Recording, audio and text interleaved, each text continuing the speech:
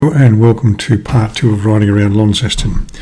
In this video I'm going to talk to you about tariffs. But before I do that, I'll just explain to you that about 6 minutes into the video, if you get that far into it, you'll see that I make a stop for a few minutes. I stop at one of those little street libraries that you might see in the front of people's houses to collect some books. Those who know my channel will know that I have a section or a playlist called Bedtime Stories, and what I do is read stories there, and so I collect children's books, make them into stories and then post them on the channel. So that's why I stopped there. Now, tariffs. I'm not an economist, but I did study economics when I was a student, and that was 50 odd years ago. Some things in economics haven't changed, and the idea of a tariff is to say people have to pay extra to import something to your country. Now, if you can cast your mind back to the time when Australia had a car industry, we've had periods when Ford, Holden, Toyota, Nissan, Datsun as they were called, Mitsubishi, Chrysler Valiant and Leyland British Motor Corporation all made cars in Australia. And when we had a car industry, we had a tariff on imported cars. That means if your car was made outside of Australia, you had to pay what essentially amounted to a fine to bring it into the country. And the idea of that was that it supported the local car industry. It encouraged people to buy Australian-made cars and support local jobs and local industries by saying, well, cars that come from overseas will be more expensive because you have to pay this tariff. Beginning with the Hawke government, I think, Hawke and Keating government, Australia decided to join the world of free trade, and we progressively dismantled our tariffs and our protection of our industries on the argument that it made our industries non-competitive and inefficient because they knew they were protected by tariffs. So they kept out the opposition not by making better products, but by saying you have to pay more for the imported product than you do for the local one, and the local one didn't have to be any better or even as good in some cases because the imported one cost more. So the Hawke government decided to progressively reduce those tariffs to the point where various manufacturers said it's not economic for us to make cars in Australia. And then by the time Tony Abbott was elected Prime Minister in 2013, we had only Holden, Ford and Toyota making cars in Australia. People had simply stopped buying Holden cars and Fords in the numbers that they used to do, and the Toyota manufacturing plant here, which made the Camry hybrid, was a success because the hybrids were exported for taxes in other parts of the world. General Motors would not allow Holden to export their cars, and the cars that Ford made were also exported. But the federal government of the time, that is the Tony Abbott government, decided they would no longer subsidise the car industry by giving them grants to make cars here, so the companies progressively shut up shop, and between about 2015 and 2017, Toyota, Ford and then Holden all closed their factories here and left. Now, I'm talking about all this, you're wondering what's got to do with motorcycling. Probably not much, but I'm talking about it because of things that have happened in the United States in the last day or two in regard to tariffs. And I want to try and explain how I understand this all works. If you are an economist and I'm presenting this information incorrectly, then please provide up-to-date, accurate, correct information in the comments. Comment on the content, not on the person making the comment, and explain to me where I've gone wrong. Let's imagine a situation where a person makes a car, and let's say that car costs $1,000. Now that car is made somewhere outside the United States, and it costs the manufacturer, or the manufacturer sells it to an importer for $1,000. For that cost, the manufacturer has met all of their costs and made themselves a profit.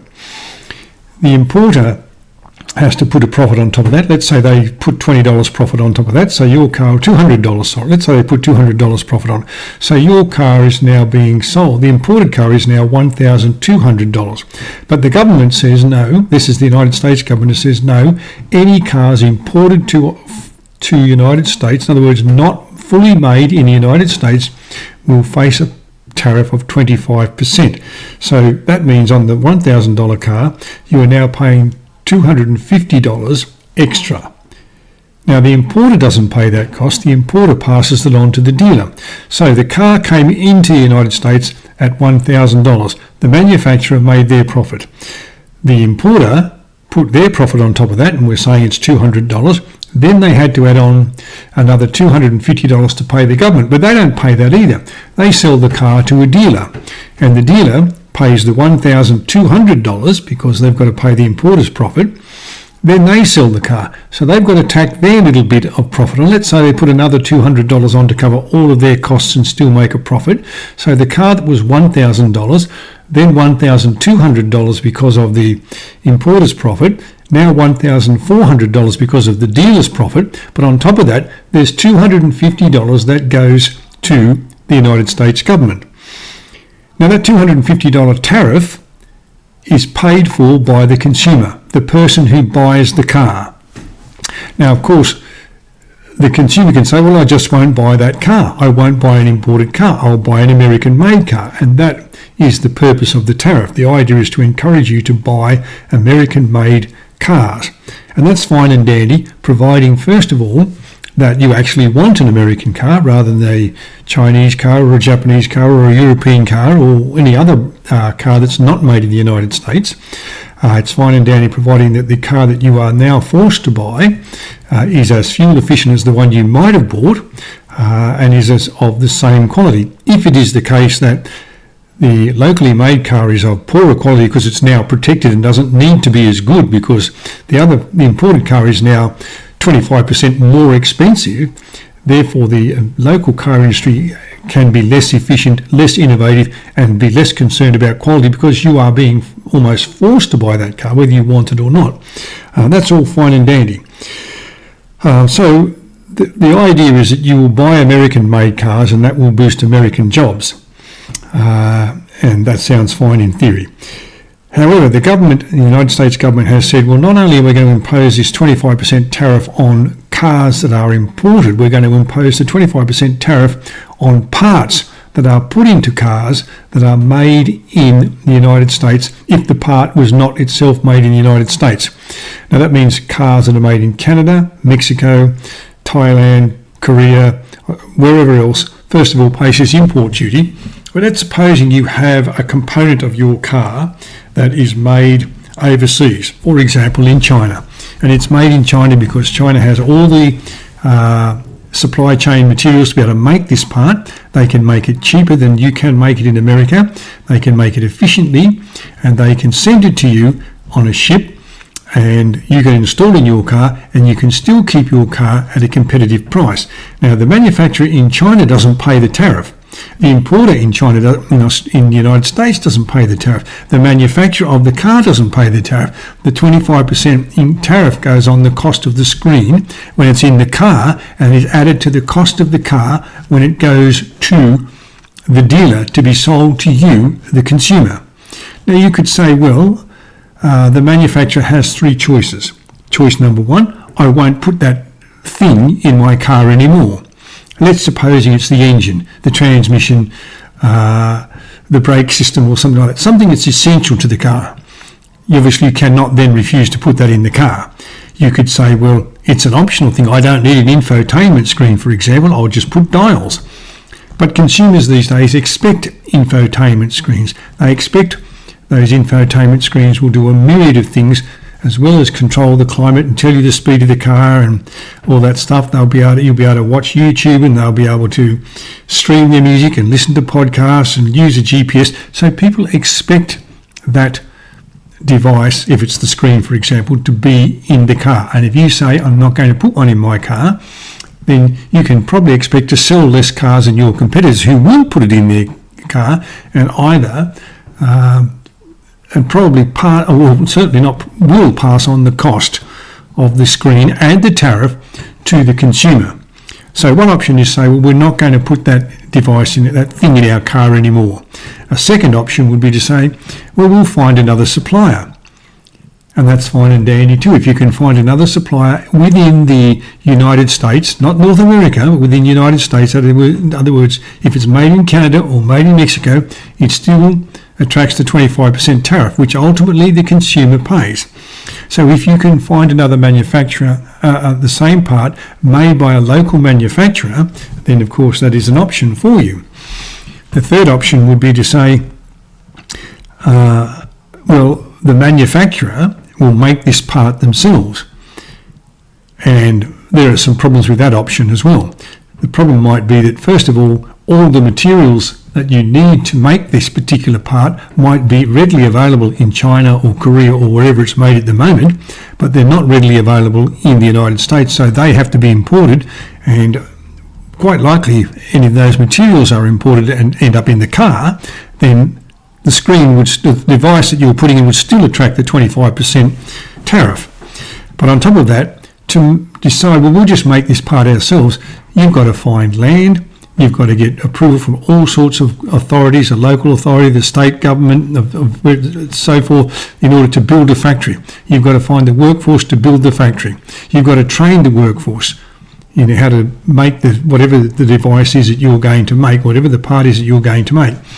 It may be that particular part you have is either patented or copyrighted by the supplier that you currently get it from, and they will say, well, you can only make this in your factory under license from us, and you have to pay us a fee for that. But even if all of that were not a problem, it takes time to build a factory. It takes time to find the land, to get the financing, to get all the approvals, to build the factory, to train the staff, to get the equipment to make whatever this thing is that you want to make that you have to put in your car. And what do you do while you're waiting for that factory to be built and training the staff and so on? Where do you get the part from? So while you're waiting for your factory, you've still got to get the part from somewhere. So you still get it from the overseas source, or out of United States source. So therefore, you're still paying the 25% tariff, even if it came, as I said, from Mexico or Canada. But then once you've built your factory and opened your factory, you've got all sorts of issues to deal with because it's now a factory in the United States. You've got labour laws, you've got environmental laws, you've got workplace health and safety laws that exist in other countries but may not be as stringent as they are in the United States. The regulators may not be as rigorous in regulating and inspecting your premises to see that you are complying with the relevant state environmental laws, national environmental laws, state labour laws, national environment laws, state workplace and health and safety laws, national workplace health and safety laws. You might say, well, my factory will solve that problem. We won't have any people in our factory. We will just have our this part that we need to make, so we don't have to pay a 25% tariff on it. We'll make it in a factory, but we'll have a factory where all the work is done by robots or done by machines. And that all sounds fine and dandy. But the idea of imposing the tariff in the first place was to say we're going to create manufacturing jobs in the United States. So if you open a factory that produces this particular part that needs to go in your car that previously was made anywhere outside the United States, and again I stress that could include Canada, Mexico, both of which have a free trade agreement with the United States, South Korea, which also has a free trade agreement with the United States, Australia, which has a free trade agreement with the United States, and I believe Thailand, all places that make cars or car components, and all have free trade agreements with the United States, which say that tariffs won't be imposed on goods. But so if you decide you are going to make this particular thing that you need to put in your car that's currently imported and therefore attracts a 25% tariff, and you want to avoid the 25% tariff, you'll make it in a factory in the United States, which is only where the only people who actually make it, or any things that are actually making this object are machines. You haven't created a single job. You haven't saved or created a single manufacturing job in the United States, and the only thing that the tariff has done is enrich the shareholders by cutting costs, by not having to pay the 25% tariff, which will not, I can almost be certain, show up in lower sticker prices for your cars, but will result in higher dividends for shareholders because you've now built a new factory that makes this part that you need, but you don't have to pay any labour costs. So if the makers of whatever part it is for whichever motor company it is, whether it's Ford, Stellantis, General Motors or somebody else, opens a factory, makes this particular part and makes it in the United States, but doesn't employ any people to make the thing, then not a single manufacturing job has been saved or created. And in any regard, if that part is made anywhere outside of the United States, and I stress again, Canada and Mexico are not United States. They're North America, but they're not United States. So if the part is made in either of those two countries and then is imported by Ford or Stellantis or General Motors or Honda that have factories in the United States, or Toyota that have factories in the United States, Hyundai that have factories in the United States, if that part is imported and put in the car, the part attracts a 25% tariff. And the bottom line of that tariff is that somebody has to pay it. The somebody isn't the person who made the part. They sold it to Hyundai or Toyota or General Motors or whoever it is for whatever the price was. I quoted the price earlier of $1,000, but whatever that price is, they sold it for that price. The importer put their profit on it, the retailer or the dealer put their profit on it, and the government said, we want $250 or 25% of whatever the price is that you're selling it for, and the person who pays that is the consumer. The tariff is paid by the consumer, not the manufacturer and not the importer. So the idea that we're going to impose a tariff and it's going to force down prices and make cars cheaper is, I think, voodoo economics. I think as George Bush the Elder once described it. Well, that's my take on tariffs and my understanding about it. As I said, if I am incorrect and you're an economist, then please correct me. Feel free to comment on the content of what I've said rather than impugn me. And when I become aware of your comments, I'll respond to them. Thanks for watching. I hope you enjoyed the scenery, if not the commentary, and I'll be talking to you again very shortly when I make the next video. Thanks for watching.